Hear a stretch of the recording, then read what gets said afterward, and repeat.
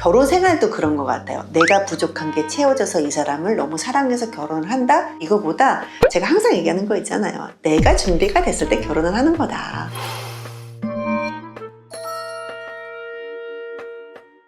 나이가 차가지고 외로우니까 결혼을 하고 싶어 하는 애들이 굉장히 많아요. 사랑이 없이 결혼을 하려고 할 때 이게 행복하지 않을지 잘 모르겠거든요. 남성분들이 나이가 찼을 때 고민하는 게 이제 뭐냐면 아이를 낳는데 결혼을 좀 뒤늦게 했어. 근데 우리 아이가 20이 되는데 내 나이가 70이야. 이런 거를 별로 상상하고 싶어 하지 않더라고. 우리 아이가 최소한 대학생이 됐을 때 내가 그래도 경제활동을 그래도 할 수 있는 나이였으면 좋겠다. 이렇게 생각을 해서 결혼시장으로 뛰어들어요. 나이에 쫓기는 거는 여성분들도 쫓기기는 하지만 이런 생각으로다가 이쪽 시장에 접근을 해서 쫓기는 분들이 있어. 이런 사람들이 그러면은 사랑 없이 결혼을 하냐? 사랑에는 참 종류가 여러 가지가 있어요. 그냥 너라서 사랑하냐? 아니요. 너의 돈이 좋아서 사랑할 수도 있는 거고, 하얀색 의사 가운이 좋아서 너를 사랑할 수도 있는 거고, 너의 그 외모가 너무 좋아서 너를 사랑할 수도 있는 거고, 사랑은 되게 여러 가지 사랑이 있어요. 사랑 없이 결혼하는 사람은 아무도 없어요. 그래도 뭔가가 하나 있으니까 돈이 많든가 학부가 좋다거나 잘생겼다거나 성격이 좋다거나 뭐 여러 가지가 뭐 있겠죠. 그런 것들이 나에게 충족이 됐을 때 또 어떻게 보면은 사랑의 한 부류다라고 우리는 얘기를 하지 않나요? 내가 이제 인정을 할 수 있을 때, 이제 부족한 부분을 내가 좀 채울 수 있을 때 사랑이라고 그걸 생각하는 분들도 있지 않나요? 그래서 그거에 속아서 결혼을 하는 분들이 있죠. 왜냐면 너무 급하니까 빨리 결혼을 해야 되거든. 예를 들어 여자가 몸매가 너무 이뻐, 딴 거 안 봐, 그냥 몸매 훅 빠져. 그래서 너무 좋아.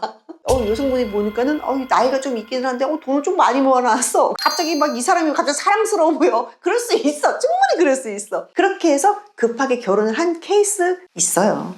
그래, 얘면 됐다. 이렇게 결혼하는 사람 많을 것 같아. 있어요. 정말 있어요. 남성분들 뭐 여성분들도 되게 많아요. 나이에 쫓기는 분들 중에서. 그러면 그러잖아요. 저렇게 하는 결혼이 과연 행복할까? 정말 괜찮을까? 이런 것도 우리가 생각은 안 해볼 수는 없어요. 뭐 행복하다 안 행복하다라고 딱 단정 짓기는 되게 힘든 게 뭐냐면 너무 막 쫓기듯이 결혼을 해서 실패해서 오신 분들이 있어요. 주변에서 막 하니까 급하니까 옆에 있어서 결혼을 했어요. 결혼을 하고 나니까 한 가지 두 가지를 사랑했는데 이 나머지 것들이 채워지지 않으니까 너무 힘들어서 그렇게 해서 이혼을 하신 분들도 있고, 이 사람한테 내가 뭔가를 채우던 게 아니라 결혼 생활도 그런 것 같아요. 내가 부족한 게 채워져서 이 사람을 너무 사랑해서 결혼을 한다? 이거보다 제가 항상 얘기하는 거 있잖아요. 내가 준비가 됐을 때 결혼을 하는 거다. 안 채워줘도요. 내가 이게 너무 좋았는데 다른 것들이 보일 수 있거든요. 세상에 완벽한 사람이 어딨어요. 그런 사람이 어딨어. 100% 완벽한 사람이 세상에 어딨어요. 그런 것들이 있지만 그걸 내가 어느 정도 이렇게 덮고 가면서 살아가는 거지. 그 완벽한 사람이 있으면 데리고 와봐요.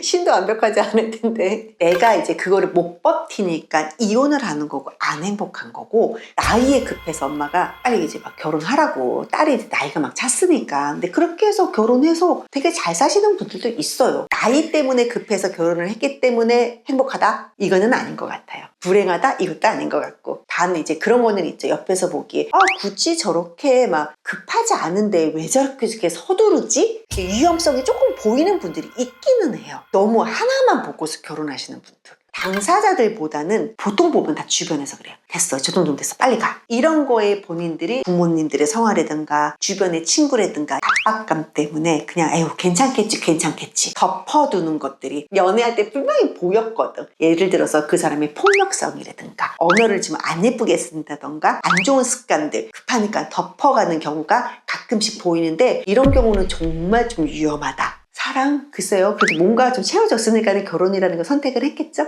이 나이가 40이 넘어가면은 이성에 대한 감정이라던가 성욕이 좀 많이 줄어든다고 하잖아요. 맞아요. 결혼을 못할 것 같다라는 불안감이 있더라고요. 맞아요. 요즘에 결혼하시는 분들의 가장 큰 문제점이라고 해야 되나? 내가 누리고 있는 거를 내려놓지 않아요. 그거를 그대로 쭉 끌고 가요. 결혼해서도 내가 그동안에 살아왔던 거 계속 유지하면서 살려고 해요. 40이 된 남성분이 내가 그동안에 살아왔던 내 생활의 패턴들이 있어요. 결혼을 하려면 그 패턴대로 살다가는요 풍지박살나요.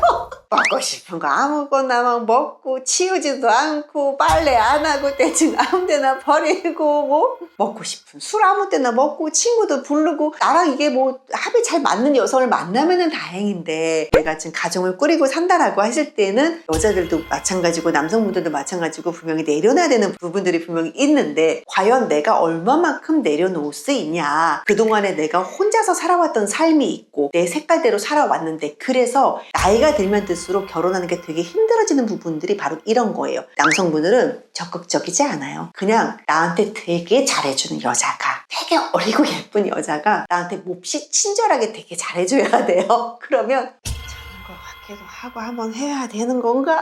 따뜻한 남성분들의 결혼이에요. 3일 때 이제 막 중후반의 여성분들이 제가 엄청 멋있는 남자를 만났는데 키도 크고 되게 괜찮은데 자기랑 사귀고 있대. 절대 결혼 안 해요. 그렇게 괜찮은 남자는 누가 채가도 진작에 채가요. 결혼 생각이 없으니까 그날까지 그렇게 훌륭하신 남성분들이 혼자서 사는 거고 이제 그런 남성분이 어리고 예쁜 친구들이 막 어머 오빠 그 사람은 다 맞춰줬어. 근데 내가 이 사람을 만날 때 내 삶을 계속 뭔가를 유지할 수 있으면서 이 편안한 아이가 나한테 되게 잘 맞춰. 그럼 남성분들은 결혼 한번 생각해볼까?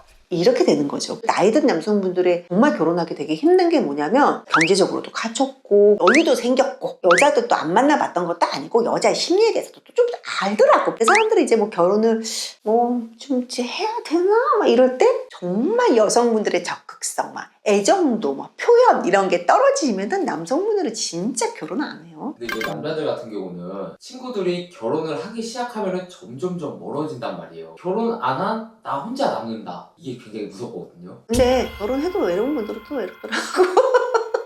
그래서 남자들이 좀 힘든 것 같아. 결혼을 해야 돼, 말아야 돼. 결혼을 한 사람들도 보면 외로운 사람들은 또 외롭게 있는 것 같기도 하고 비관적으로 보면 이제 그런 모습이 보이기는 하나 실제로 그거 알아요? 나이 든 아빠들 보잖아요. 손주 사랑, 자식 자랑 이거는 엄마들보다 남성분들이 훨씬 더 많이 해요.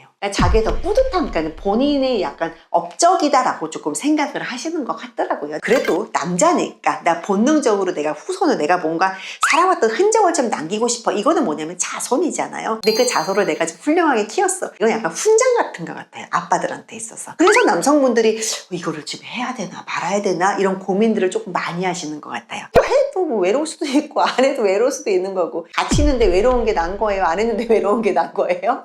그래서 더 결혼 시장에 있어서는 여성분들보다 남성분들이 훨씬 더 되게 신중해요. 정말 신중해요. 늦게 하시는 분들은 주변의 시선이나 나는 남들보다 늦게 하니까 빨리 뭘 해야 되지 않아? 막 이런 책임감 같은 것들이나 조바심 같은 거를 조금 안 내도 될 것 같은데 이제 사람 심리상 나는 쟤보다 그래도 10년 늦었으니 조급하게 서두르는 케이스를 가끔 봐요. 똑같은 연봉을 버는데 10년 전에 결혼한 사람과 10년 후에 결혼한 사람의 자산의 정도를 보면은 솔직히 한 사람이 벌어서 2명, 3명이 같이 쉐어를 하면서 쓰는데도 불구하고 요 집이 조금 더 자산이 많더라고. 그거는 뭐냐면 조금 더 계획을 하면서 이렇게 돈을 모았던 가족. 혼자서 사는 분들은 일단 자유로워요. 생활도 되게 자유롭고 시간도 자유롭고 모든 게 너무 자유롭다 보니까 돈에 대한 개념에 조금 더 유연하다? 한마디로 잘 쓰죠.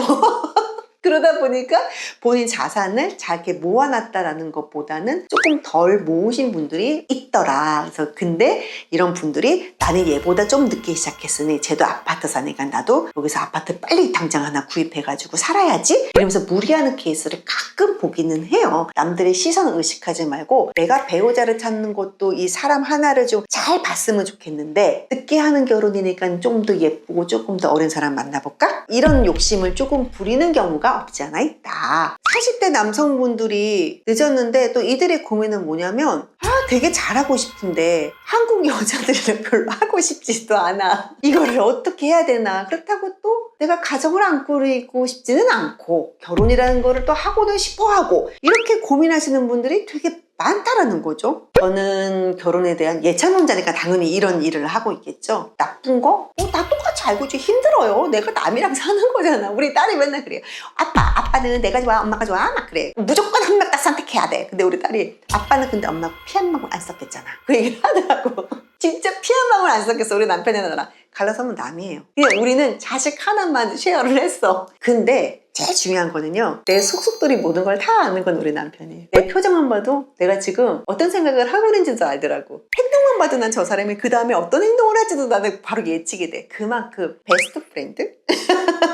속속들이 다 볼 수 있는 정말 최고의 베스트 프렌드. 자식이 해줄 수 있는 부분이 분명히 있고 부모님이 해줄 수 있는 부분이 있는데 또 내 배우자가 해줄 수 있는 부분이 또 분명히 있더라고요. 어떤 누구도 못 채워주는 그 부분들이 있어요. 이것 또한 안 해보면 몰라요. 한번 해보세요. 해보고 난 다음에 얘기하고 먹어보고 난 다음에 얘기해보라는 말이 뭐 괜히 하겠어요?